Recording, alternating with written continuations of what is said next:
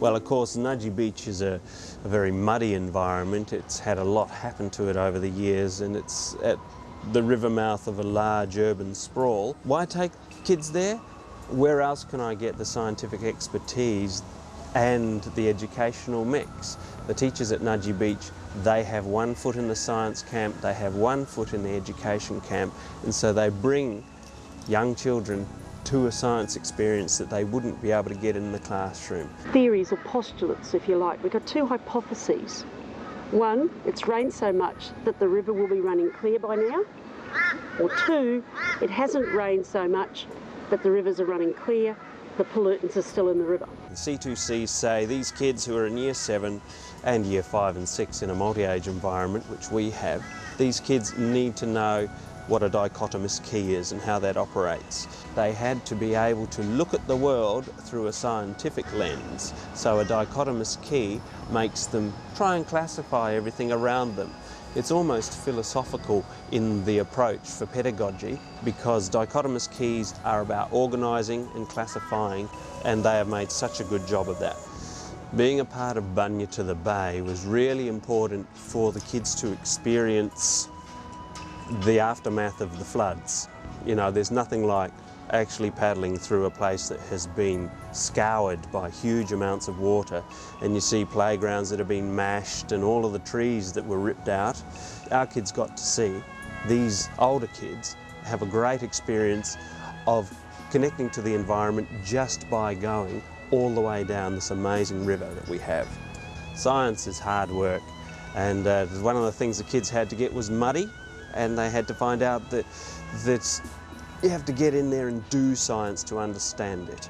The other thing that they learned, of course, which they don't know about, is they've made an emotional connection to Nudgee Beach, and they've made an emotional connection to the environment, and all throughout their lives now, every time there's something about the bayside or mangroves, they will have had an experience of that which connects deeply at a human level. To learn about nature.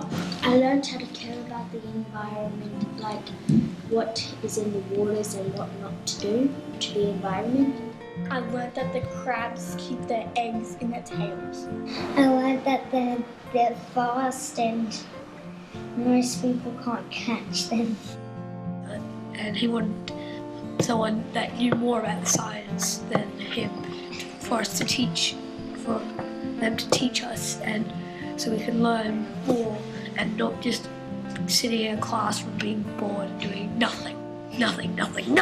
Because in the classroom you just worksheet, work hard, and then have fun at lunchtime and morning tea. But down there it was like fun the whole day. You can learn more and take in more information out in the open, like experiencing what you're learning. Well, I liked testing the water and seeing how waters are different from other waters, because you don't get to do it often, and it's new and fun and you enjoy doing it.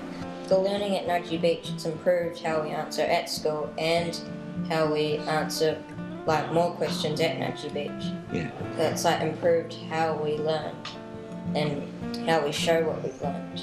I think more deeply into the question and answer it more deeply. You can be taught lots of things like maths and science.